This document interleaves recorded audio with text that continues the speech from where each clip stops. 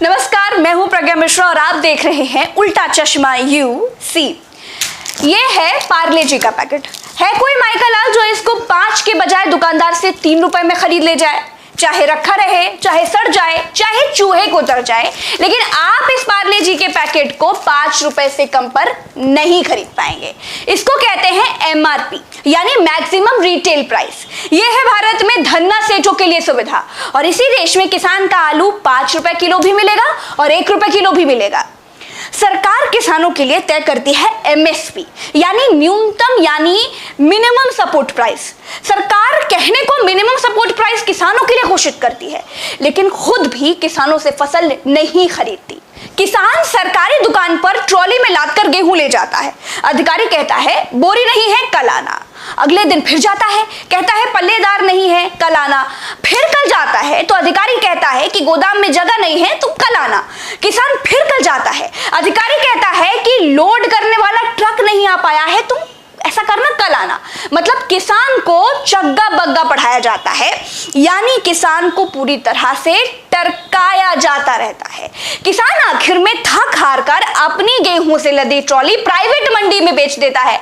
अब देखिए, सरकारी दाम था 20 रुपए, किसान ने प्राइवेट लाला बनिया को बेचा 12 रुपए में और जैसे ही किसान ने बेचा, एमएसपी वाले सरकारी अधिकारी ने लाला से खरीद लिया 13 रुपए में। अधिकारी ने 7 रुपए प्रति किलो पर घपला कर दिया, यानी किसान से ना लेकर लेवी में या सरकारी गोदाम में व्यापारी से लेकर फसल भर ली जाती है। बैठे बिठाए लाखों पीट लिए जाते हैं और किसान बेचारा मुंह ताकता रह जाता है, क्योंकि जिस ट्रॉली पर वो गेहूं लाद कर लाया है वो किराए की भी हो सकती है और फिर अपनी भी हो, तो बार बार लेवी यानी एफसीआई के गोदाम के चक्कर कैसे लगाए? उसको अगली फसल भी उगानी है और इस तरह सरकारी एमएसपी से किसानों को लूटा जाता है। अधिकारी माला माल हो जाते हैं। इस देश में एमएसपी भ्रष्टाचार का वो दलदल है जहां सबसे ज्यादा भ्रष्टाचार होता है। मैं किसान की बेटी हूं, इसीलिए आपको बिल्कुल जमीनी चीज बता रही हूं। अच्छा, अब किसान और उद्योगपति में अंतर देखिए। पार्ले जी का प्राइस दुकानदार आपको बताता है 5 रुपए का है, लो या ना लो। किसान की फसल का दाम मंडी में खरीदने वाला तय करता है। वो किसान को ऑफर करता है, कहता है 5 रुपए दोगे, 50 रुपए का दोगे। बस यही कारण है किसानों की दुर्गति का। किसानों की फसल का रेट आप तय कर दीजिए। किसान का गेहूं 20 रुपए किलो बिकेगा, कोई कम पर खरीदेगा या ज्यादा पर बेचेगा तो जेल होगी। फिर देखिए किसानों की आय कैसे उनकी आमदनी दोगुनी हो जाती है। भारत कृषि प्रधान देश है, लेकिन भारत के किसानों को पता ही नहीं है कि इस बार धान 10 रुपए में बिकेगा या 20 रुपए में बिकेगा या फिर मंडी के बाहर फेंक कर वापस आना पड़ेगा। कृषि प्रधान देश में किसानों की छीछा लेदर है। आप पार्ले जी वाले को कहिए कि बिस्कुट बनाइए और मंडी में बेचिए, देखिए भाग खड़ा होगा। इनके डीलर किसानों की तरह पेड़ों में लटके हुए मिलेंगे। अब बात उस कानून की भी कर लेते हैं जो किसानों के लिए बनाया गया है। 3 कानून बनाए गए हैं। पहला कानून है आवश्यक वस्तु भंडारण अधिनियम। पहले यह होता था कि खाने पीने की कुछ जरूरी फसलें होती थी जिनकी जमाखोरी अपराध थी। कोई जमाखोरी करता था तो उसे जेल होती थी। अब नए कानून में सरकार कहती है आपदा और युद्ध को छोड़कर जितनी जमाखोरी मतलब जितना भंडारण करना है करो।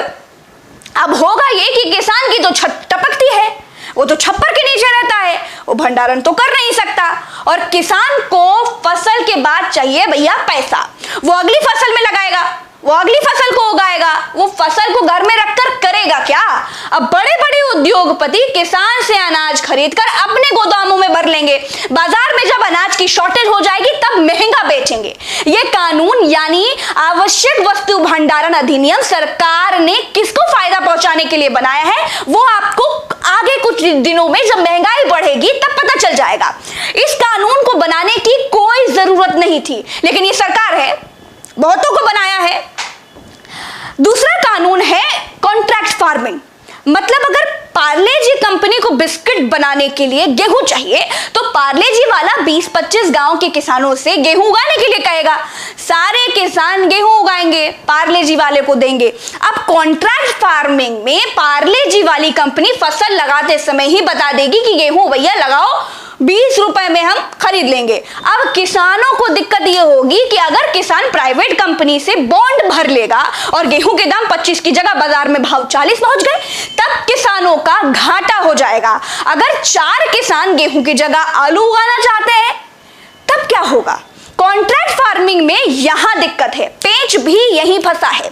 सरकार जब एमएसपी तय करती थी तो किसान के पास आजादी रहती थी कि वो एफसीआई के गोदाम में सरकार को अनाज बेचे या फिर मंडी में बेचे या फिर किसी लाला बनिया को, अपने लोकल खरीदार को दे दे।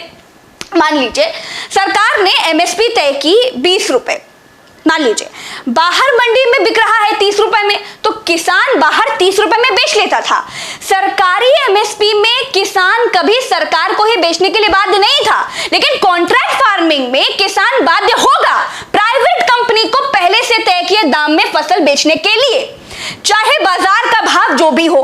कानून में कहीं भी एमएसपी का जिक्र नहीं किया गया है, यानी जो प्राइवेट कंपनी पहले से दाम तय करके किसान से फसल खरीदेगी वही एमएसपी होगी। हल्ला हंगामा इसीलिए है क्योंकि किसानों का कहना है कि सरकार प्राइवेट कंपनियों को आगे कर रही है, उनसे दाम लगवा रही है, जिससे सरकार पतली गली पकड़कर निकल ले। क्योंकि बीजेपी पहले से ही कह रही है कि एमएसपी सरकार पर फालतू का बोझ है और ये सब कुछ एमएसपी से पीछा छुड़ाने के लिए किया जा रहा है। तीसरे पर आते हैं। तीसरा है कृषि उत्पाद एवं वाणिज्य कानून। यहाँ इस कानून में सरकार कहती है कि किसान मंडी के अलावा कहीं भी अपनी फसल बेच सकता है, ऑनलाइन बेच सकता है। तो भैया सरकार जी, ये तो पहले से था। मेरा पका हुआ आम लखनऊ की दुबग्गा मंडी में बिकता है क्योंकि वो पास है और पके हुए आम को ज्यादा देर तक रखा नहीं जा सकता, तो सबसे पहले उसे मंडी पहुंचाना होता है।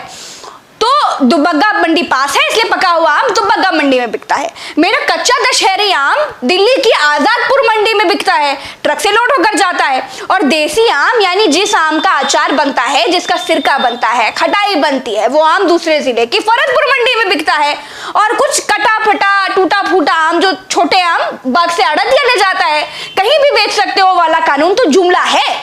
देखिए मेरी समझ से मैं अपने घर के व्यापार को जितना समझती हूं वो आपको समझा दिया, जितना इस कानून के बारे में पढ़ा वो आपको बता दिया। सरकारी गोदामों में एमएसपी घोषित होने के बाद किन किसानों की फसल आसानी से बिना बहानेबाजी के खरीद ली जाती है या नहीं खरीदी जाती है, वो लोग कमेंट करके बताएं। आज के लिए बस इतना ही। जय हिंद, नमस्कार।